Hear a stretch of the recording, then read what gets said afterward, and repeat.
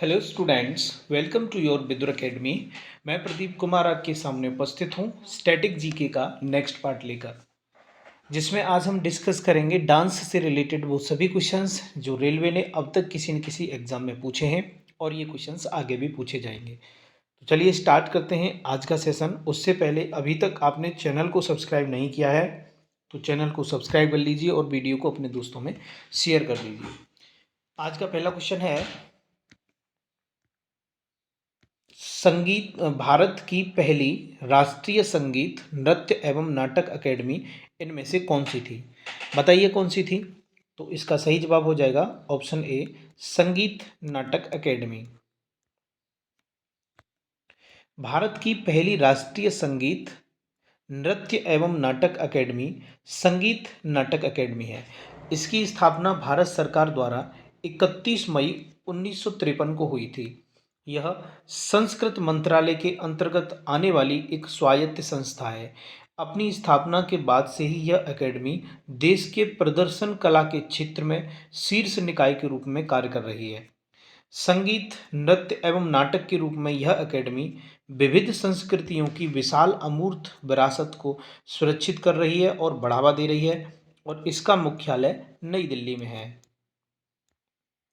अगला क्वेश्चन है कि संगीत, नृत्य एवं नाटक की राष्ट्रीय अकेडमी संगीत नाटक अकेडमी भारत गणराज्य द्वारा स्थापित पहली राष्ट्रीय कला अकेडमी थी। यह अकेडमी कहाँ स्थित है?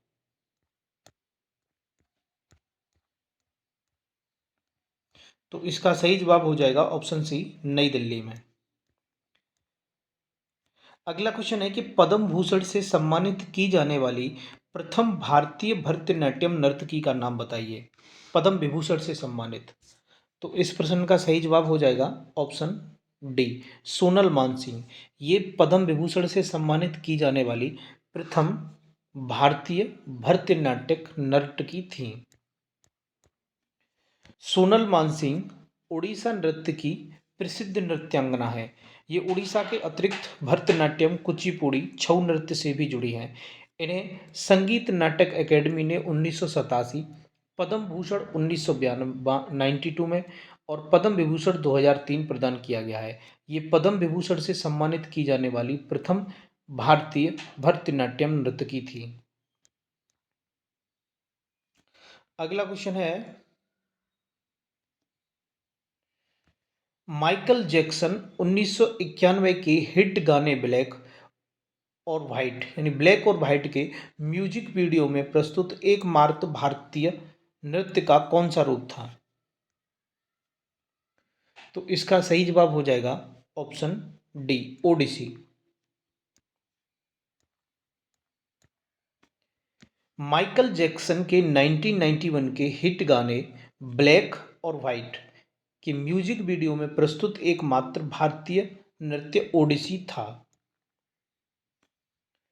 सिक्किम के लोगों की उनकी अद्भुत मुखौटा नृत्य के लिए जाना जाता है। सिक्किम में नृत्य के इस रूप को क्या कहा जाता है? तो इसका सही जवाब हो जाएगा ऑप्शन सी, छम। छम कहाँ का? ये सिक्किम में नृत्य के रूप में कहा जाता है। और इसमें क्या, मुखौटा, ठीक है। तो जैसे ही मुखौटा लगाते हैं क्या होता है, छम हो जाता है। मुखौटा लगाते ही छम हो जाता है, ऐसे करके याद कर लीजिए। छम नृत्य जीवंत नकाबपोश और वेशभूषा वाला नृत्य अनुष्ठान है जो सिक्किम में तिब्बती बौद्ध धर्म और बौद्ध त्योहारों के कुछ संप्रदायों से जुड़ा है। यह नृत्य तिब्बती नववर्ष और लोसार की पूर्व संध्या पर किया जाता है। नृत्य के साथ भिक्षुओं द्वारा पारंपरिक तिब्बती संगीत वाद्य यंत्रों का उपयोग किया जाता है। इस नृत्य को ध्यान का एक रूप और देवताओं को एक भेंट के रूप में माना जाता है। यह बुराई पर अच्छाई का प्रतीक नृत्य है। अगला है धालो, डैश का एक लोकप्रिय धार्मिक नृत्य है। धालो कहाँ का है ये? तो इसका सही जवाब हो जाएगा ऑप्शन बी, गोवा का। इसे कैसे याद करेंगे?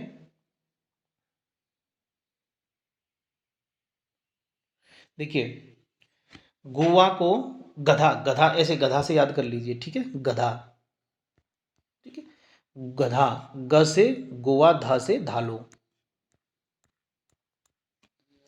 अरुणाचल प्रदेश का क्या है? छालो, और गोवा का धालो, ध्यान रखना, ठीक है। अच्छा, अच्छा ऐसे करके देखिए, अच्छा गोवा में गधा, ठीक है। अच्छा गोवा में क्या है? गोवा में गधा। अच्छा गोवा में गधा। तो अच्छा से देखिए, अ से अरुणाचल प्रदेश, छा से छालो, तो अरुणाचल प्रदेश का छालो हो गया। और गोवा से गोवा, और ग धा, धा से क्या हो गया? धालो। छत्तीसगढ़ का क्या? गौरमारिया। निम्नलिखित विकल्पों में दी गई नृत्य शैलियों में से कौन सी उससे संबंधित राज्यों के साथ सुमेलित है? तो इसका सही जवाब हो जाएगा ऑप्शन सी, गौर और छत्तीसगढ़। ये है। डांडिया गुजरात का है, लावड़ी महाराष्ट्र का, और घूमर कहाँ का है? घूमर राजस्थान का।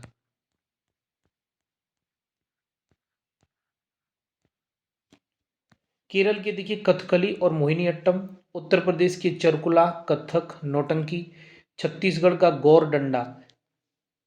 देखिए इसको आप ऐसे याद कर लो, उसने गौर से 36 डंडे मारे, मतलब एक व्यक्ति ने किसी को सजा दी, ठीक है, लेकिन सजा उसने इतने ध्यान से दी कि उसने 36 डंडे गिन गिन कर मारे।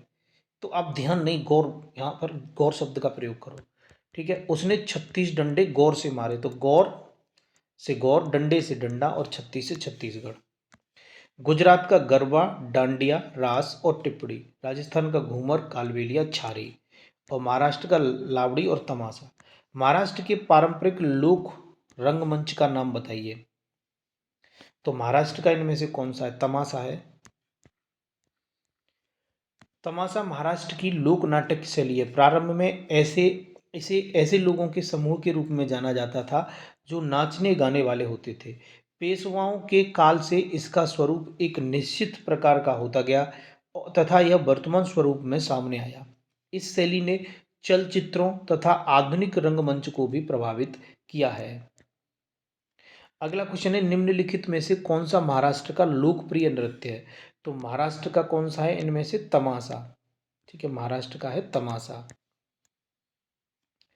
नाट्य शास्त्र, जो कि नाटकीय कला के विषय में एक प्रसिद्ध ग्रंथ है, ये किसने लिखा था? तो इसका सही जवाब हो जाएगा ऑप्शन बी, भरत मुनि ने। नाट्य शास्त्र भरत मुनि द्वारा रचित ग्रंथ है, जिसमें रंगमंच, नृत्य, संगीत के विषय में विस्तृत आलेख है। ऐसा माना जाता है कि इसकी रचना 200 ईसा पूर्व से 200 ईस्वी के बीच हुई है। नाट्य शास्त्र को पंचम वेद भी कहते हैं, ये इंपॉर्टेंट है। नाट्य शास्त्र को क्या? पंचम वेद भी कहते हैं। संस्कृत में रचित इस ग्रंथ को 36 अध्यायों में बांटा गया है, जिसमें 6000 से अधिक सूत्र हैं। नाट्य शास्त्र में भरत मुनि ने 3 प्रकार के रंगशालाओं तथा उनके निर्माण की विधि का वर्णन किया है। अगला क्वेश्चन है कि डोलू कुनीथा डैश राज्य का एक लोक नृत्य। डोलू कुनीथा ये कहाँ का है? तो इसका सही जवाब हो जाएगा कर्नाटक का, ठीक है।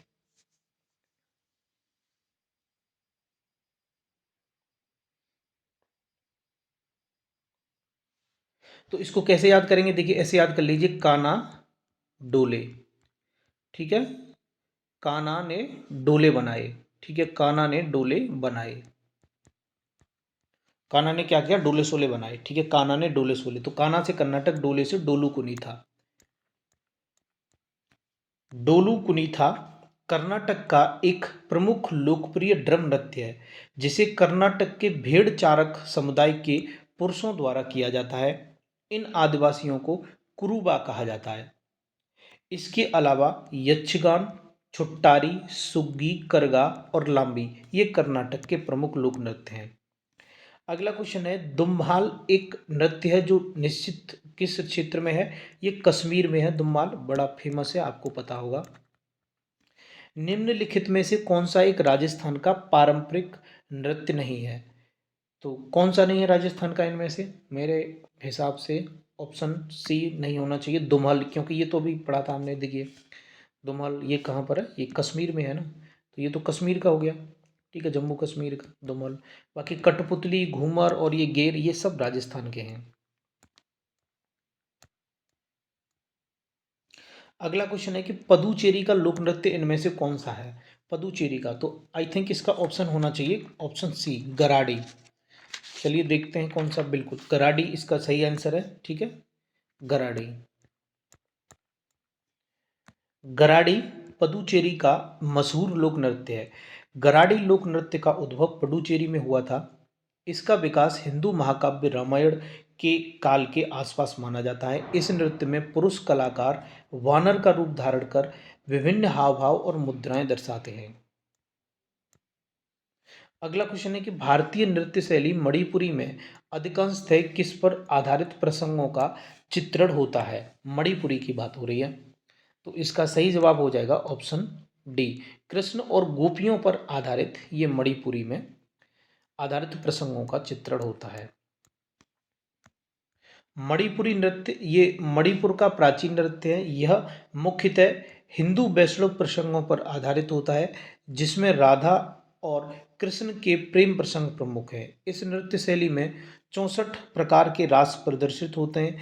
प्रत्येक रास में एक दिन लगता है। इसमें नर्तक एवं नर्तकियां राधा कृष्ण एवं गोपियों का स्वरूप धारण कर मंच पर लीला करते हैं। अगला क्वेश्चन है कि स्पाउ नृत्य भारत के किस क्षेत्र से संबंधित है? स्पाउ नृत्य आपके लिए नया होगा, लेकिन आज के बाद ये नया नहीं रहेगा क्योंकि हम इसे याद करने वाले हैं। स्पाउ कहाँ का है? ये है लद्दाख का। ठीक है, आप देखिए लद्दाख में, आप ऐसे मान लीजिए लद्दाख में है आतंकवादी। ठीक है, लद्दाख में क्या है? आतंकवादी हैं, और उन आतंकवादियों को पकड़ने के लिए वहां पर कौन गया है? स्पाई। स्पाई समझते हो ना, जासूस। ठीक है, तो स्पाई कहाँ है? स्पाई लद्दाख में गया है। ठीक है, क्योंकि वहां पर आतंकवादी गतिविधियां ज़्यादा होती हैं ना, तो लद्दाख में कौन गया है? स्पाई। स्पाऊ कहाँ है? लद्दाख। स्पाऊ नृत्य लद्दाख से संबंधित है। लद्दाख भारत का एक यूटी है। इसे अक्टूबर 2019 में कश्मीर से अलग करके एक अलग केंद्र शासित प्रदेश बना दिया गया। अगला क्वेश्चन है, देखिए ये भी नया होगा। छरही, छरही की उत्पत्ति किस राज्य में हुई? छरही, छरही, छरही, छरही कहाँ का है? तो ये है हिमाचल प्रदेश का। ठीक है, छरही कहाँ का है? हिमाचल प्रदेश का। कैसे याद करेंगे?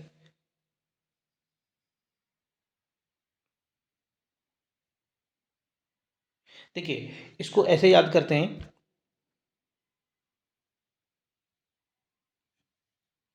देखिए इसमें रही आ रहा है, रही है ना, छ रही ही, तो इसमें भी ही है और लास्ट में यहाँ भी ही आ रहा है, तो आप ऐसे इसको रिलेट कर लीजिए। छर ही हिमाचल प्रदेश, छर ही हिमाचल प्रदेश, छर ही हिमाचल प्रदेश, तो आपको याद हो जाएगा। छर ही नृत्य की उत्पत्ति हिमाचल प्रदेश में हुई। हिमाचल प्रदेश का यह प्रमुख लोक नृत्य है। इसके अलावा यहाँ पर देखिए और कौन कौन से हैं? धमान, छपेली, झोरा, झाली, महारसू और नाटी। नाटी खूब आ जाए पेपर में। ठीक है, तो अगला क्वेश्चन देखते हैं यहाँ पर। धूमल, धूमल नृत्य शैली किस भारतीय राज्य केंद्र शासित प्रदेश से संबंधित है? बात हो रही है धूमल की। भाई धूमल कहाँ का है ये? देखिए धूमल। ठीक है, तो आप इसको ऐसे याद रखिए, ये जम्मू कश्मीर का है। धूमल कहाँ का है?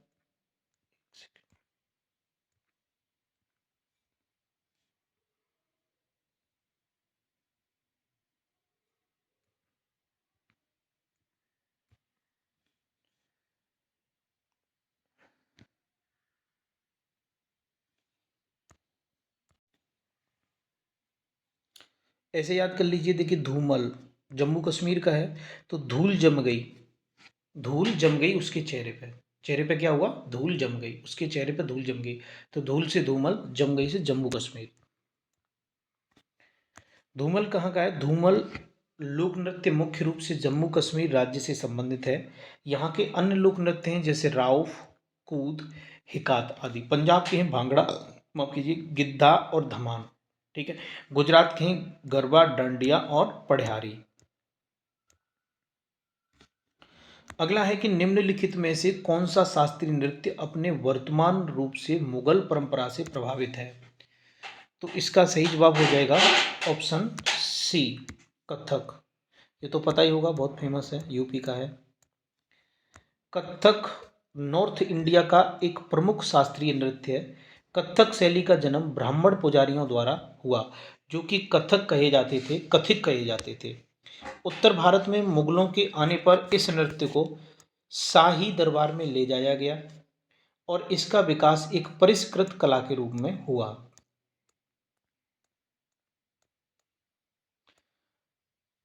इसके बाद में अब जो हम क्वेश्चंस डिस्कस करेंगे, ये क्वेश्चंस होंगे म्यूजिक से रिलेटेड।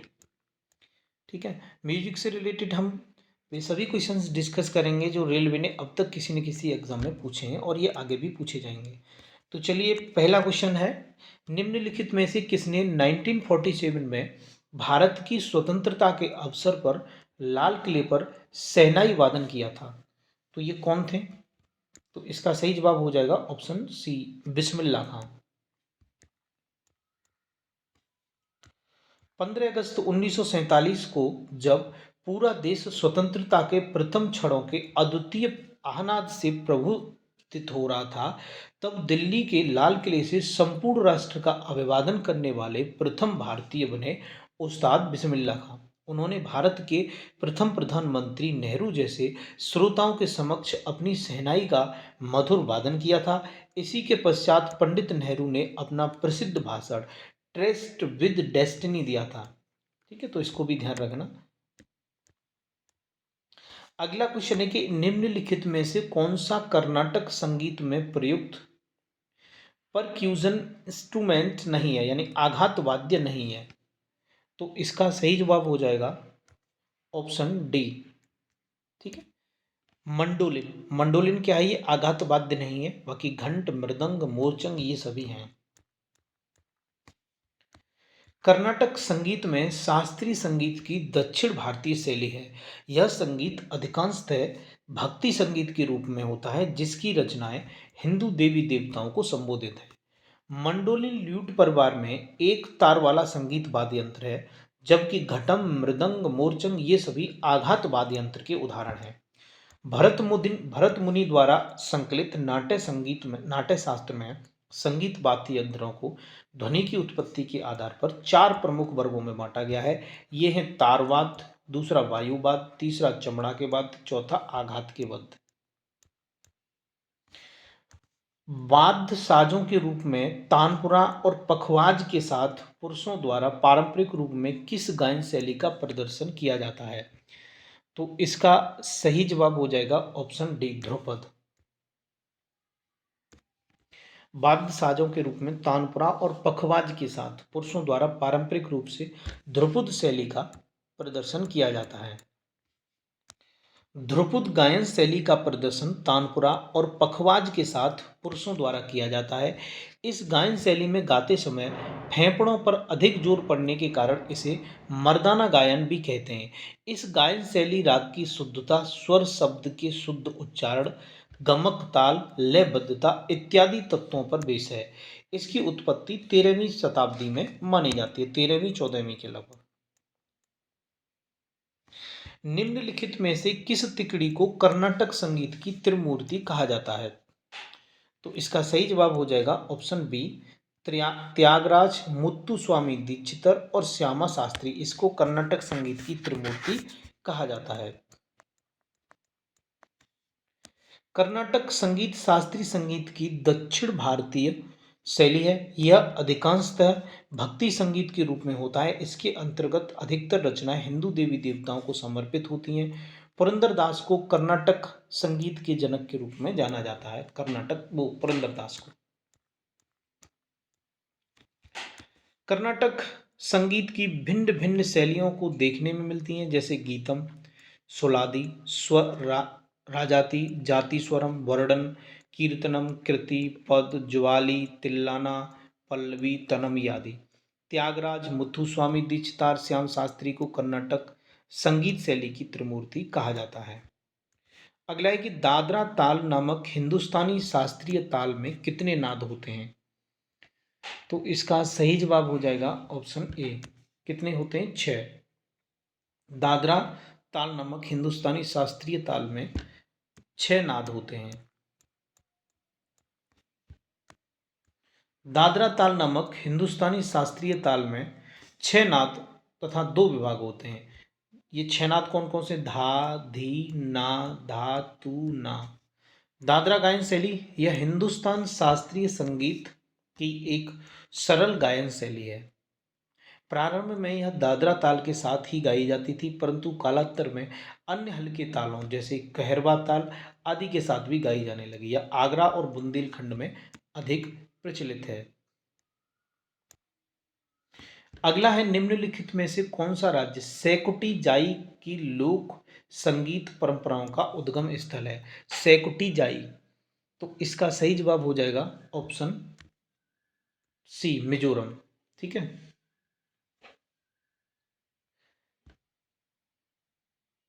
देखिए, आप इसको ऐसे याद कर लीजिए। शक है, मुझे शक है कि वो मजे ले रहा है। ठीक है, मुझे शक है कि वह मजे ले रहा है। शक है कि वह मजे ले रहा है। मजे से मिजोरम, शक से सिकोटी, सेकुटी, सॉरी, सेकुटी जाई।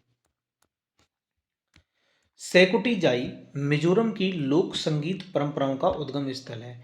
मिजोरम की कवियत्री सेकुटी ने योद्धाओं, बहादुर शिकारी युवकों की प्रशंसा में महान योद्धा और शिकारी बनने की इच्छा रखने वाले इन गीतों की रचना की। अगला क्वेश्चन है कि कर्नाटक संगीत महामय के रूप में प्रतिष्ठित डैश अत्यधिक प्रख्यात संगीतकारों में से एक है। तो इसका सही जवाब हो जाएगा ऑप्शन डी, पुरंदरदास। कर्नाटक संगीत पितामह के रूप में किसको जाना जाता है? पुरंदरदास को। कर्नाटक संगीत पितामह के रूप में प्रतिष्ठित पुरंदरदास अत्यधिक प्रख्यात संगीतकार थे। ये भगवान कृष्ण के महान भक्त, वैष्णव कवि, संत व समाज सुधारक थे। कर्नाटक संगीत में उनके योगदान के सम्मान में उन्हें व्यापक रूप से संगीत पितामह के रूप में जाना जाता है।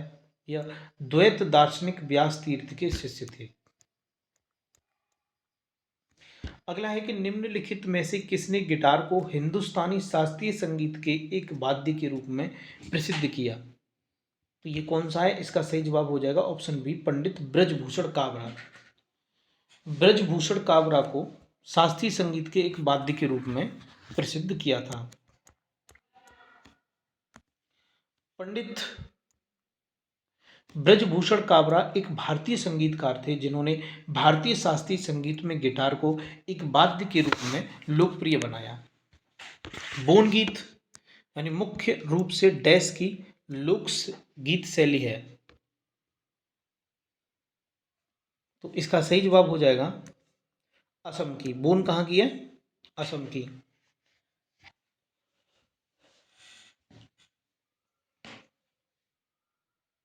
देखिए, आप इसको ऐसे याद रख लीजिए। ठीक है, बोना, एक आज आपको बोना दिखा। कौन दिखा? बोना। ठीक है, सुबह सुबह आप घर से निकले, आपको बोना दिखा। ठीक है, और वो बोना कहाँ का था? वो असम का था बोना। ऐसे याद कर लीजिए। ठीक है, बोना कहाँ का था? असम का। तो बोन गीत कहाँ के हो गए? असम के।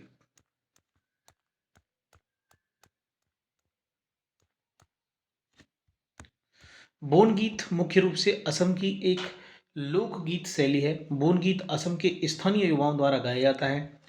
बोन गीत प्रकृति की प्राकृतिक भव्यता को व्यक्त करता है, जिसमें घने जंगलों, पक्षियों, फूलों, जानवरों के रंगों का वर्णन करने वाले गीत शामिल होते हैं। उस्ताद मोही बहाउद्दीन डागर नामक प्रसिद्ध संगीतकार का संबंध निम्नलिखित में से किस वाद्य यंत्र के साथ है? तो इसका सही जवाब हो जाएगा ऑप्शन बी, रुद्रबीड़ा। किसकी बात कर रहे हैं? उस्ताद मोही बहाउद्दीन डागर। बहाउद्दीन डागर। तो आप इसको ऐसे याद करिए। देखिए कि वो बहरा है। ठीक है, वो कैसा है? बहरा। तो बहरा से देखिए क्या हो गया? बहाउद्दीन, और रा से रुद्र, रुद्रबीड़ा।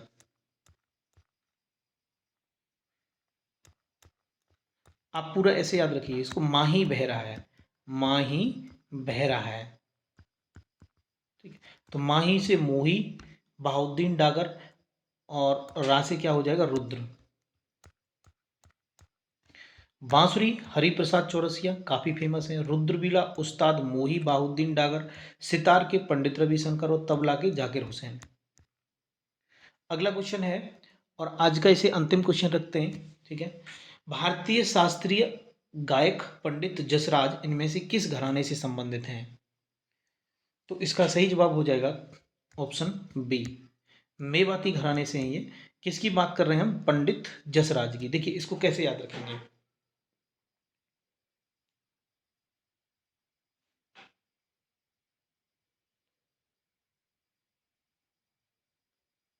देखिए ऐसे याद करिए कि अगर मेवा मिल जाए, ठीक है, मेवा मिल जाए खाने को, तो उसको ऐसे लगेगा कि जैसे मैंने कहीं राज कर लिया, ठीक है, राजा बन गया कहीं का। ठीक है, मेवा मिल जाए तो उसे कैसे लगेगा? जैसे राज कर लिया। मेवा खाने को मिल जाए तो क्या लगेगा उसे? कि राज कर लिया। भाई है वो, खाने में ज़्यादा उसको स्वाद आता है, अच्छा लगता है उसे खाना। ठीक है, तो उसका ऐसा मानना है कि अगर उसको मेवा मिल गई तो उसे लगेगा मैंने राज कर लिया। तो मेवा और राज यानी पंडित जसराज। हाँ, ऐसे जैसे कि उसको मेवा मिल गई तो क्या लगेगा उसको? उसको ऐसे लगेगा जैसे उसने राज कर लिया। तो जैसे राज से जसराज, मेवा से मेवाती। भारतीय शास्त्रीय गायक पंडित जसराज मेवाती घराने से संबंधित हैं। मेवाती घराना, जिसे जयपुर मेवाती घराना भी कहते हैं, हिंदुस्तानी संगीत प्रसिद्ध घरानों में से एक है। इसकी नींव उस्ताद घग्गे नाजिर खां और उनके बड़े भाई उस्ताद वाहिद खां ने रखी थी। दोनों ही संस्थापक अलग अलग विधाओं में पकड़ रखते थे। कई दूसरे ख्यात कलाकार भी संबंधित रहे हैं, जैसे पंडित जसराज, मोतीराम, मणिराम और संजीव अभयंकर। ठीक है, तो आज का अगला क्वेश्चन है, ये आपके लिए SW है, ठीक है, क्योंकि हम इससे आगे कल डिस्कस करेंगे। आप बताना आल्हा गायन डैश के कुछ भागों में गाए जाने वाले लोकगीतों की एक प्रमुख शैली है। तो आज के लिए बस इतना ही। यहाँ से आगे हम नेक्स्ट वीडियो में डिस्कस करेंगे। आज का सेशन आपको कैसा लगा कमेंट बॉक्स में टाइप करके बताइए। मिलते हैं नेक्स्ट वीडियो में। Thanks for